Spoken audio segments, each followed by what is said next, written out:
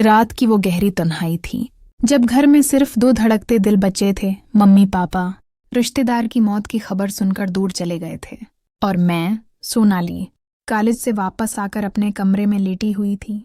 जिस्म थका हुआ, मगर दिल में एक अजीब सी बेकरारी, जैसे कोई ख्वाब आंखों के सामने खुलने वाला हो। मैंने सोचा कि श्यूम, मेरा छोटा भाई, अभी तक अपने कमरे में पढ़ाई कर रहा होगा। उसकी 12वीं के पेपर चल रहे थे, मगर आज वो तन्हाई में कुछ और कर रहा था। मैं चुपके से उसके कमरे की तरफ बढ़ी। दरवाज़ा खुला था।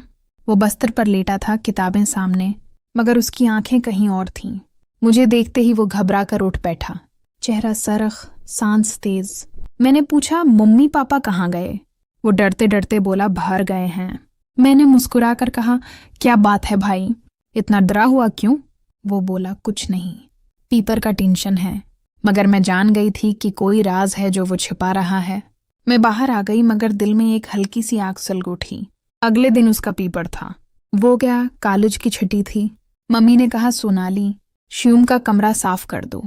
मैं अंदर गई, बस्तर साफ किया, किताबें उठाएं। एक किताब बस्तर के नीचे छिपी थी। मैंने उठाई तो हैरान रह गई।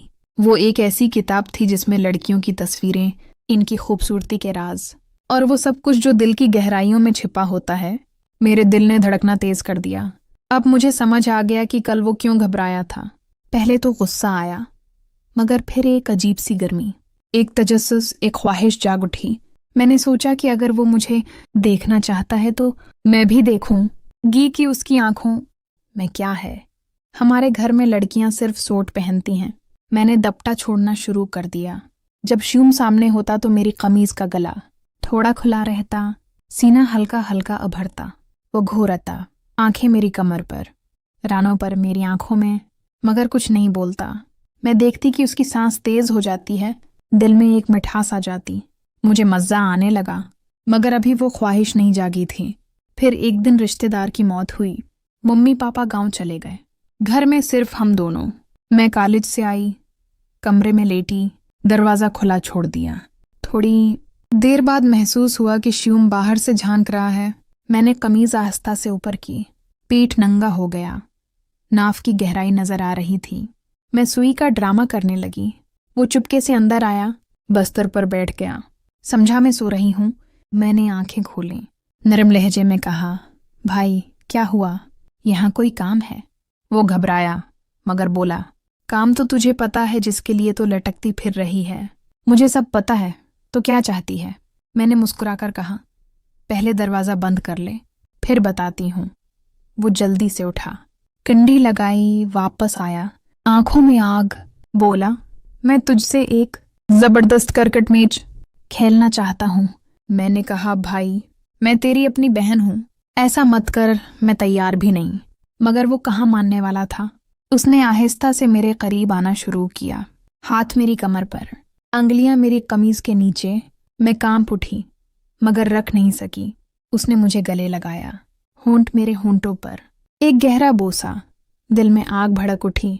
वो आहिस्ता आहिस्ता मेरे जिस्म को छूने लगा, नरमी से, प्यार से, जैसे बरसों से ये लम्हा मुंतजर था।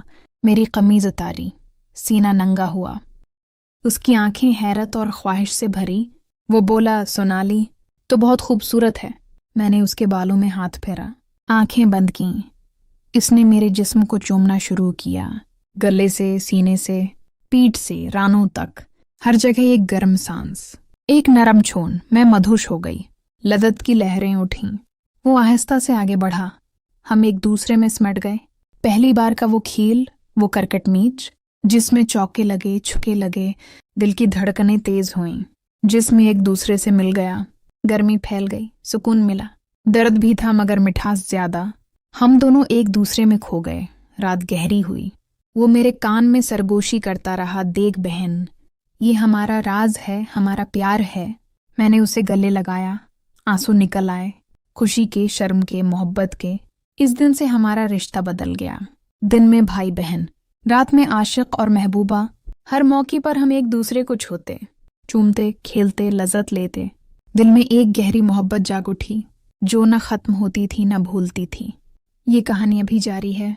ये राज हमारा है, ये प्यार हमारा है, और ये लذत अब हमारी जिंदगी का हिस्सा बन गई है।